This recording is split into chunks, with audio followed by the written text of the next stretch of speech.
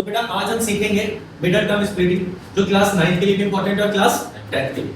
इसमें हम क्या करते हैं, हमारे पास एक क्वाड्रेटिक इक्वेशन होता है जिसमें क्वाड्रेटिक इक्वेशन का मतलब क्या होता है, जिसके हाईएस्ट पावर या डिग्री 2, जिसका स्टैंडर्ड फॉर्म ये। मान लो मैंने आपको एक इक्वेशन दिया x² प्लस में 7x प्लस में 12 इक्वल्स टू 0। मैं आपसे कहता हूं इसका मिडल टर्म स्प्लिट करो। क्लास 9 में कुछ ऐसे आता है कि इसको फैक्टराइज करो और क्लास 10 में इसके जीरोस या रूट्स निकाले जाओ। ठीक है, तो इसको करने का तरीका क्या है? सबसे पहली चीज जो आपको नोटिस करनी है वो ये देखना है क्या ये स्टैंडर्ड फॉर्म में है। स्टैंडर्ड फॉर्म का मतलब है बेटा कि x² पहले, x उसके बाद में और कांस्टेंट उसके बाद। ये सीरीज में होना चाहिए। अगर मैं बोलूं x² प्लस में 12 प्लस में 7x, तो मैं इसको इस फॉर्म में सॉल्व नहीं कर सकता। पहले मुझे इसको इस फॉर्म में लिखना पड़ेगा। ठीक है, तो सबसे पहला स्टेप क्या हुआ कि हमें इसको स्टैंडर्ड फॉर्म में नोट डाउन करना। अब मैं देख सकता हूं ये जो मैंने ऊपर इक्वेशन लिखी है स्टैंडर्ड फॉर्म में। उसके बाद मेरा दूसरा काम क्या है कि जो फर्स्ट नंबर है ये तो एज इट इज लिखा जाएगा x², जो दूसरा नंबर है ये भी एज इट इज लिखा जाएगा 12। लेकिन ये जो बीच में नंबर है इसको मुझे दो टर्म्स में ब्रेक करना है। लेकिन ये दो नंबर ऐसे होने चाहिए जिनको मैं प्लस या माइनस कर दूं, तब तो ये बीच वाला नंबर आ जाए 7 और मल्टीप्लाई करूं तो वो नंबर आना चाहिए जो मैंने दोनों एंड को मल्टीप्लाई करके आया है। एग्जांपल के लिए एक रफ डायग्राम लेना, ये रफ वाला आपको अपने दिमाग में करना है। स्टार्टिंग में मैं आपको बता रहा हूं क्या करना है। आपको फर्स्ट नंबर लेना है और लास्ट नंबर लेना है। फर्स्ट नंबर क्या है x², लास्ट नंबर क्या है 12। दोनों को मल्टीप्लाई करोगे क्या आ जाएगा 12x।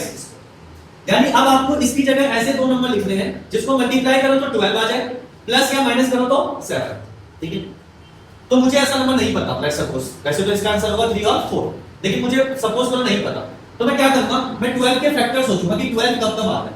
तो 12 आता है 1, 12 जा 2, 6 जा 3, 4 जा, है ना। अब आप क्या करना, आप इसमें एक बार प्लस और माइनस करो, तो प्लस करोगे तो 30, माइनस करोगे 11। तो क्या मुझे 30 या 11 चाहिए? इसको प्लस करोगे तो 8, माइनस करोगे तो 4। तो क्या मुझे 8 और 4 चाहिए? नहीं चाहिए। इसको प्लस करोगे तो 7, माइनस करोगे तो 1। तो क्या मुझे 7 या 1 चाहिए? चाहिए, 7 चाहिए। तो जब अगर मुझे 7 चाहिए तो मुझे पता चल गया कि 7 की जगह मैं क्या नंबर लिखूंगा 3 और 4। तो मैं लिख देता हूं 4x और 3x। अब आप नोटिस करो मैंने इसके साथ साइन नहीं लगाया। साइन में आपको क्या ध्यान रखना है, क्वेश्चन में जो साइन है, क्वेश्चन में किस चीज का साइन है? प्लस का। तो इन दोनों में जो ग्रेटर नंबर है उसके साथ वही साइन आएगा, उसके साथ वही साइन आएगा, यानी प्लस का साइन आएगा। ठीक है, अब दूसरे वाले नंबर के साथ आप खुद सोचो, मैं यहां पे माइनस लिखूं या प्लस लिखूं, क्योंकि मुझे चाहिए क्या, प्लस का 7 चाहिए। तो अगर मैं यहां माइनस लिखूंगा तो 4 में से 3 गया 1, तब तो काम बनेगा नहीं। तो मुझे यहां पे क्या लिखना पड़ेगा, प्लस लिखना। यानी जो बड़ा वाला नंबर है उसके साथ हमेशा वही साइन आएगा जो क्वेश्चन में साइन है।